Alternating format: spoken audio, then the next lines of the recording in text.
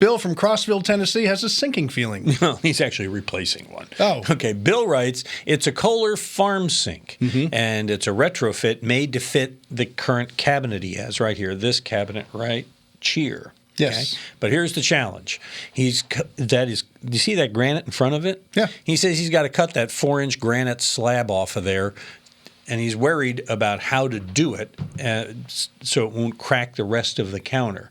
And he wants your advice. How does he do it? There's a saw blade, I should say, that goes on a saw that will cut your granite. So just make sure you go to a good tool supplier. Here in Houston, we have Circle Saw. You could go there and say, hey, this one I want to cut, and they'll set you all up. And so I'm sure in Tennessee you'll have some place like that, Could be worth a trip. Yeah, right. Come on down.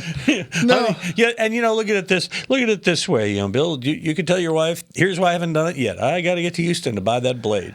If you are uncomfortable doing it yourself, you can hire a granite company to come in and cut that out for you. Really? I'm sure. Oh yeah, they have the saws and everything you need. That seems like a better solution. It's just like drilling a hole for a faucet. There's the blades you can use for that.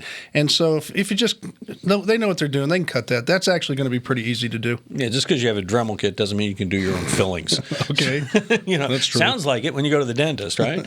So.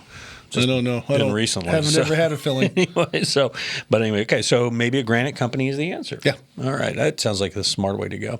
And the smart way to go for you, if you're looking for help with your projects around the house, just go ahead and send us your question at HomeShowRadio.com. Use the Ask Tom form right there on the homepage, and we'll answer it just like we answered these ones over here.